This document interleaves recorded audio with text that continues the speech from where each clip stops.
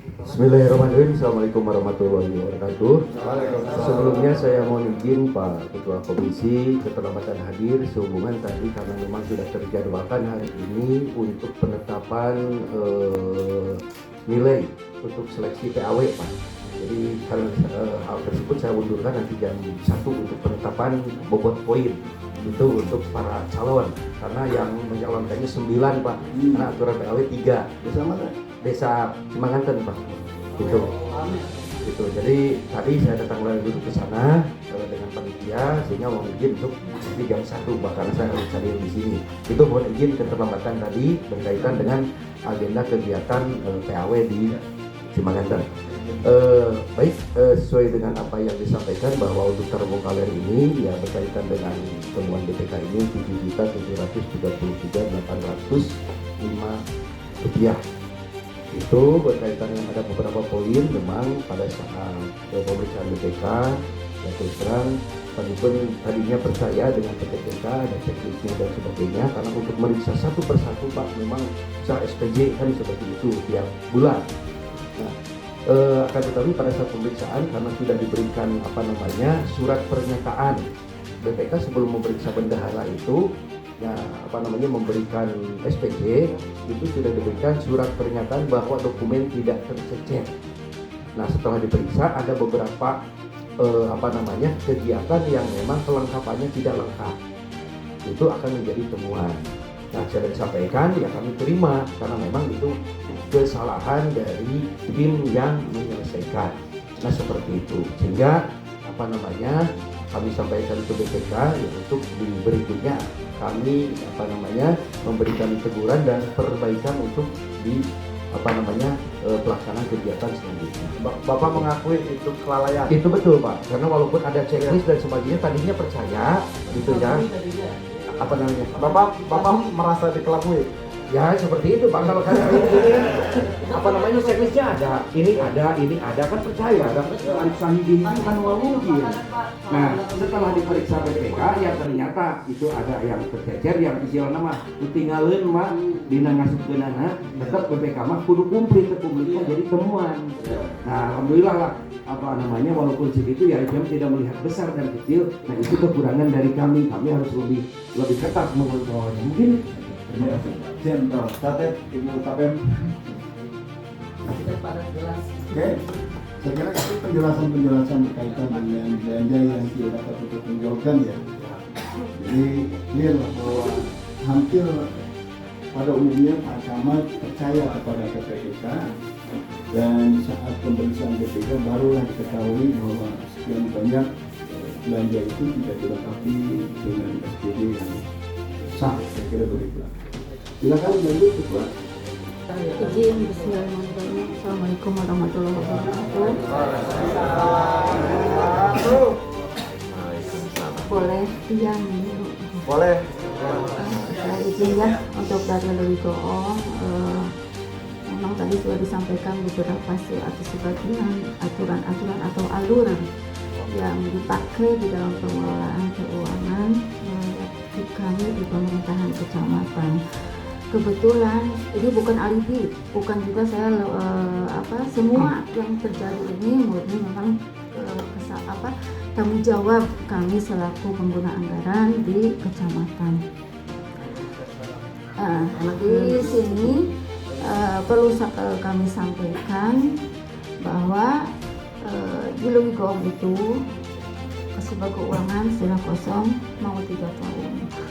Bendahara juga sekarang dirangkap sama Kasih PMD. Jadi memang kami kekurangan sekali staf.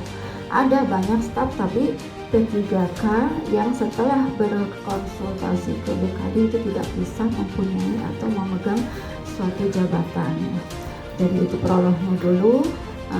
Ini memang tadi betul kata Pak Haji, Pak Ketua, Pak Komisi bahwa memang pas ketahuan udah pas BPK karena apa?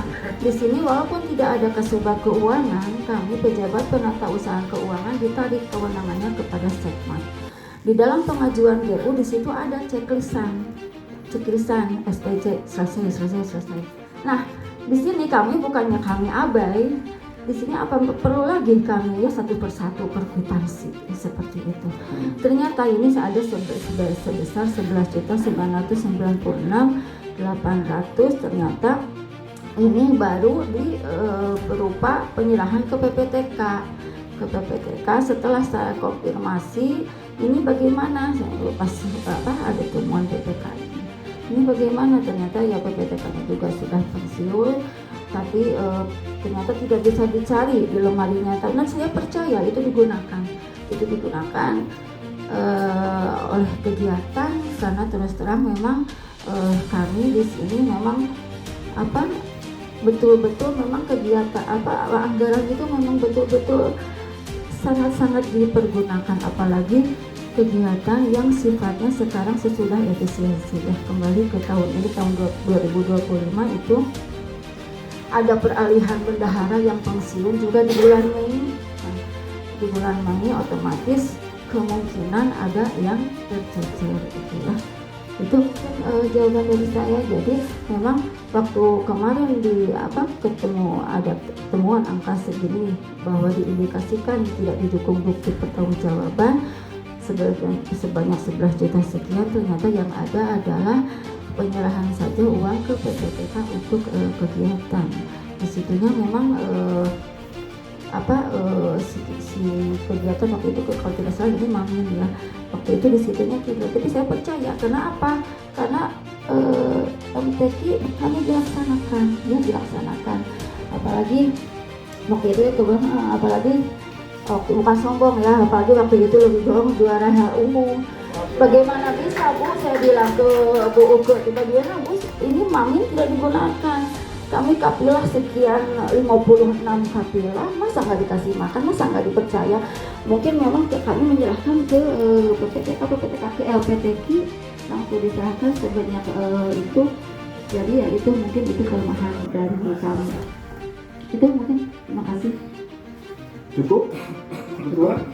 Cukup lebih jauh ya. Silakan pemulihan. Ibunya sudah poin Pak, jadi ya. Oke. Terima kasih pemulihan.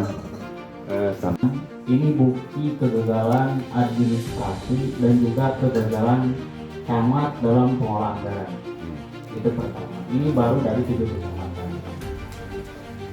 Nah, meskipun tadi ada yang sudah dikembalikan atau sudah dipertanggungjawabkan, itu tetap itu korupsi. Tetapi negara masih sayang pada abang-abang camat ini, karena mungkin tidak ada lagi pegawai, ya udah tetap boleh.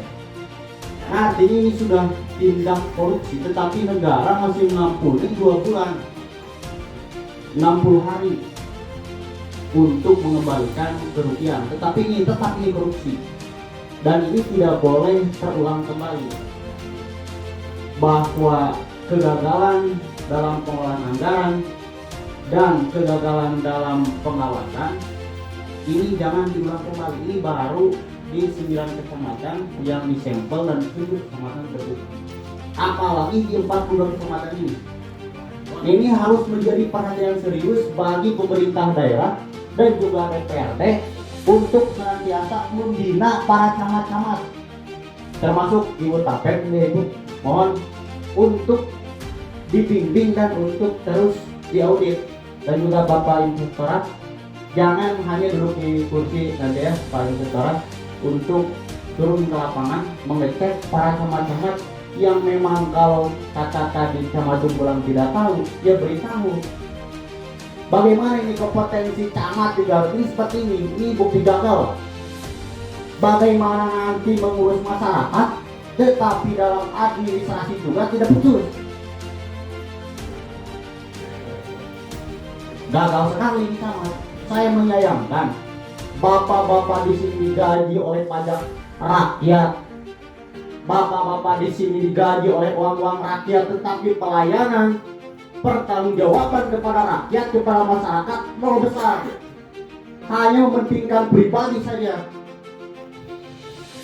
Itu yang sangat saya kecewakan pada hari ini, bahwa kesimpulannya camat-camat pegawai-pegawai yang ada di setiap kecamatan hari ini Kabupaten Garut khususnya itu kurang kompetensi dan perlu dipimpin kembali dan perlu dibina kembali di kepemimpinan sekarang Bupati Garut Pak Sakur dan Bu Putri dan juga jajaran pemerintah daerahnya untuk senantiasa memperbaiki tata kelola pemerintahannya. Itu mungkin dari saya. Terima kasih. Assalamualaikum warahmatullahi wabarakatuh.